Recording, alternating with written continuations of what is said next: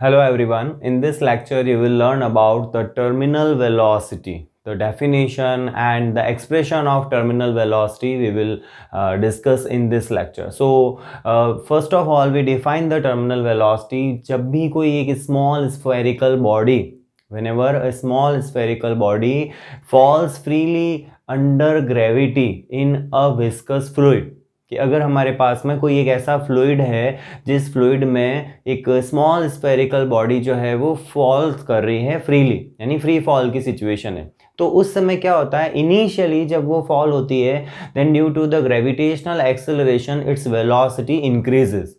Clear. लेकिन इस wait जो लगेगा इस पर mg लगेगा और g के कारण इसकी वेलोसिटी इंक्रीज होगी, लेकिन साथ ही साथ में दो और फोर्सेस यहाँ पर लगते हैं जो कि opposite to the direction of motion होते हैं। The first one force is the viscous force और viscous drag which opposes its motion.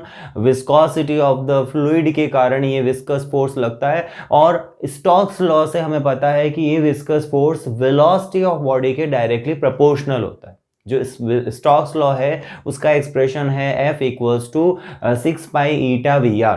तो वहाँ V के प्रोपोर्शनल, यानी more the velocity increases more the viscous force will increase, यानी increase होता है viscous force with increase in the velocity. So ये viscous force उसके मोशन को अपोज करता है, और साथ में एक अपथ्रस्ट भी यहाँ लगेगा जो इसके मोशन को अपोज करेगा। तो जैसा इस डायग्राम में देखो शो हो रहा है, विस्कस फोर्स जो लग रहा है वो भी अपवर्ड लग रहा है, अपथ्रस्ट को मैं U से यहाँ रिप्रेजेंट कर रहा हूँ, that is also upward direction, और जो वेट है इस बॉडी का जो W इक्वल्स टू mg वो डाउनवर्ड है।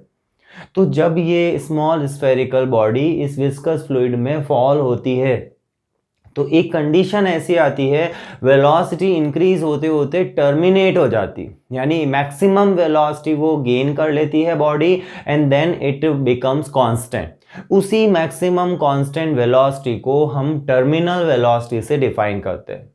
क्लियर। क्यों हो जाती है कांस्टेंट, वो क्यों फिर फर्दर चेंज नहीं होती, क्योंकि ये जो फोर्सेस उस पर लग रहे हैं, एक वेट लग रहा है, एक अपथ्रस्ट लग रहा है, एक विस्कस फोर्स लग रहा है, ये तीनों फोर्सेस बैलेंस कर जाते हैं। तो जब फोर्सेस बैलेंस करेंगे तो एक्सेलरेशन जीरो हो जाएगा, और एक्सेलरेशन जीरो का मतलब वेलोसिटी यूनिफॉर्म हो जाएगी, कांस्टेंट हो जाएगी। तो उसी कांस्टेंट मैक्सिमम वेलोसिटी को हम टर्मिनल वेलोसिटी से डिफाइन करते हैं। ओके, सो यहां मैंने एक डेफिनेशन लिखी है, the maximum constant velocity acquired by a body. कैसी बॉडी होगी, स्फेरिकल बॉडी होगी। तो spherical body while falling through the viscous medium, जब वो विस्कस मीडियम में फॉल करती है then it is called the terminal velocity. इसी मैक्सिमम वेलोसिटी को जो कांस्टेंट हो जाती है उसी को हम टर्मिनल वेलोसिटी कहते हैं। ओके, सो एक केस हमने यहाँ पर कंसिडर किया है, इस स्फेरिकल बॉडी की रेडियस जो है वो R है, विस्कस फोर्स FV लग रहा है, U इस पर अपथ्रस्ट है, W इसका वेट है, R रेडियस मैंने बताया, sigma density of the body हम ले रहे हैं, और रो जो है that is density of the fluid, जिस फ्लूइड में वो फॉल हो रही है। Then eta coefficient of viscosity of this fluid, उस फ्लूइड की विस्कोसिटी कोफिशिएंट को रिप्रेजेंट करता है, और m इस बॉडी का मास है। क्लियर। तो हम यहाँ पर इन तीनों फोर्सेस का एक्सप्रेशन लिखेंगे, एक विस्कस फोर्स, एक अपथ्रस्ट और तीसरा वेट, और फिर हम इनको बैलेंस करके टर्मिनल वेलोसिटी के एक्सप्रेशन को डिराइव करेंगे। तो एक बार इंट्रोड्यूस कर देते हैं डायग्राम को। Considering a small spherical body of radius R and density sigma falling in viscous fluid of density rho and coefficient of viscosity eta, okay, as shown। तो बाकी सारे वेरियस फोर्सेस की हम अभी बात करेंगे। क्लियर। अब जब ये फॉल होता है तो एक शॉर्ट में मैं यहां लिख देता हूं, व्हेन इट फॉल्स, यानी जब ये बॉडी फॉल होती है then V initially increases, v क्या होता है, इनिशियली इंक्रीज होता है ड्यू टू g, किसके कारण, ग्रेविटेशनल एक्सेलरेशन के कारण इसकी वेलोसिटी इंक्रीज होती है, okay.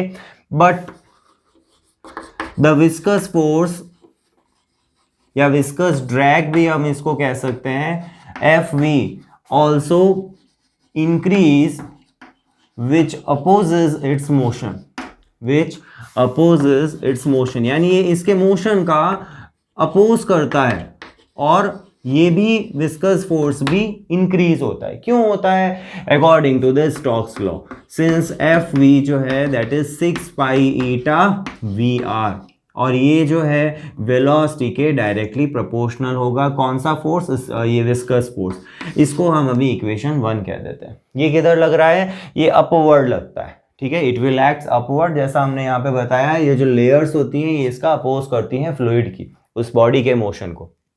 Now the weight acts downward, जिसको हम क्या कहेंगे, W equals to mg, but here in this equation we will replace this mass by the density of the body, यानी मास को हम डेंसिटी की टर्म में कैसे लिख सकते हैं, the mass is density into volume, and what will be the volume of the spherical body of radius R, it is 4/3 pi R cube. तो अगर हम यहाँ मास को, डेंसिटी बॉडी की क्या है, देखो सिग्मा है, तो सिग्मा इंटू वॉल्यूम से लिख सकते हैं। तो यही टर्म हमारे पास में क्या आ जाएगी, और करके हम इसको क्या लिख सकते हैं, सिग्मा, एक बार मैं सिग्मा लिख देता हूं पहले, sigma 4/3 pi R cube into G, and this is equation number 2। और इसकी डायरेक्शन किधर है, it will act vertically downward, W जो है वो वर्टिकली डाउनवर्ड यहाँ पर एक्ट कर रहा है, क्लियर। और तीसरा जो फोर्स यहाँ पर लग रहा है that is the up thrust. देखो हमने यहाँ पर ये बताया कि फोर्स बढ़ेगा तो उस कंडीशन में इस पर विस्कस फोर्स भी इंक्रीज होता है, और उस समय एक वेलोसिटी जो एक्वायर होती है वो मिनिमम मैक्सिमम वेलोसिटी, और उसके बाद वो कांस्टेंट हो जाती है, उसको टर्मिनल वेलोसिटी कहते हैं। तो अब हम यहाँ पे उसको डिराइव करने जा रहे हैं। Now the third one is the up thrust. The up thrust, जिसको हम बॉयंट फोर्स भी कह सकते हैं, the up thrust acting upward by the fluid is given by, अब देखो यहां पर इसको हम आर्किमिडीज प्रिंसिपल से रिप्रेजेंट कर सकते हैं। अप थ्रस्ट जो होता है वो किसके इक्वल होता है, the weight of the displaced fluid के, कि जितना फ्लूइड वो बॉडी डिस्प्लेस्ड करेगी उतना ही जो अप थ्रस्ट है वो उस पर एक्ट करेगा, क्लियर। तो ये आर्किमिडीज प्रिंसिपल होता है। तो यहां हम वेट, अब weight of the displaced fluid में देखो वेट को अपन हमेशा mg से लिखते हैं, बट यहाँ g तो वही होगा जो ग्रेविटेशन कांस्टेंट है, लेकिन यहाँ या gravitational acceleration, sorry gravitational acceleration है, और m डैश क्या होगा यहाँ पर, the mass of the displaced fluid. Displaced fluid के मास को भी हम फ्लूइड की डेंसिटी इनटू वॉल्यूम से लिख सकते हैं, क्लियर। अब यहाँ जो वॉल्यूम बॉडी का होगा, the same volume will be the volume of the displaced fluid. ये हम प्रैक्टिकली करके भी देख सकते हैं कि एक हमने ग्लास के बाउल में क्या किया, वाटर फिल किया, फिर उसमें प्लास्टिक बॉल लेके उसको इमर्ज किया, तो जितना उस वाटर का लेवल राइज होगा ना, जो वॉल्यूम चेंज होगा वो ही वॉल्यूम बॉल के वॉल्यूम के इक्वल होगा। तो ये चीज़ बताती है कि जो डिस्प्लेस्ड फ्लूइड का वॉल्यूम है वो बॉडी के वॉल्यूम के इक्वल होता है। तो वही प्रॉपर्टी हम यहाँ पर यूज लेंगे कि m डैश जो होगा वो किसके इक्वल होगा, that is 4/3 pi R cube into row.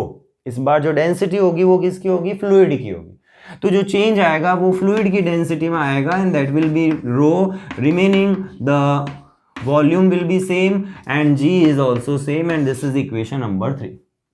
Now what we have to do, we have to balance all the forces so that we get the net force 0 and the velocity becomes constant, clear. So for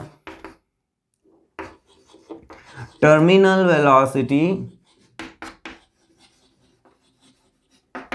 net force on body will be 0. Net force जो होगा body पर वो कितना हो जाएगा, it will be 0। और net force अगर 0 है सो हम इक्वेशन क्या लिख सकते हैं, देखो वर्टिकली डाउनवर्ड जो लग रहा है वो कितना है, W डैश है, और वर्टिकली अपवर्ड जो लग रहा है वो एफ वी और यू है, तो मैं इसको ऐसे लिख देता हूं F V plus U is equals to W.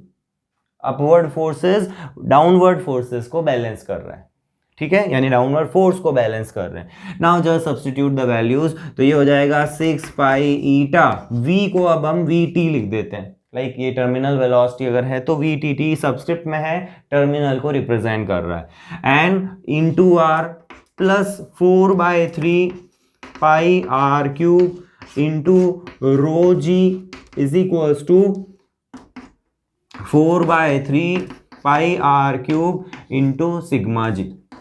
Clear?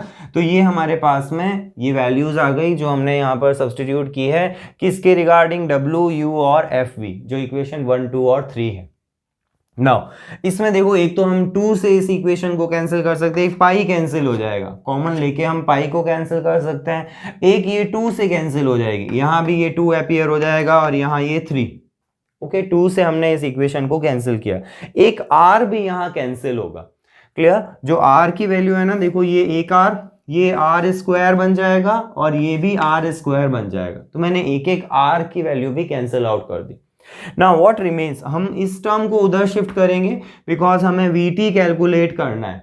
तो अभी मैं एक इक्वेशन ऐसे लिख देता हूं 3 ईटा VT, 3 ईटा VT, इस टर्म को उधर ले जाते हैं और जो कॉमन है उससे पहले लिख लेते हैं, तो 2/3 इज कॉमन इन दोनों टर्म्स में, देखो 2/3 कॉमन है, R square is also common and G is also common, और रहेगा क्या, it will be sigma minus रो। ठीक है, it will be sigma minus रो। तो हमने क्या किया, इस टर्म को उधर ले गए और हमने जो चीजें कॉमन थी, जो टर्म्स कॉमन थी उनको कॉमन ले लिया और रिमेनिंग टर्म को हमने इस ब्रैकेट में लिख लिया। क्लियर?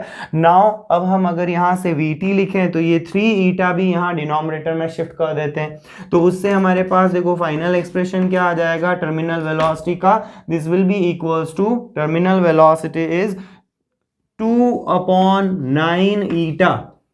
ठीक है, 2/9 ईटा, ये 3 3s are 9 और ईटा यहाँ डिनोमिनेटर में आ रहा है, and R square G and sigma minus rho. So this is the expression for the terminal velocity. और देखो किन किन फैक्टर्स पर ये डिपेंड कर रहा है, ये इसको हमने उधर शिफ्ट किया था।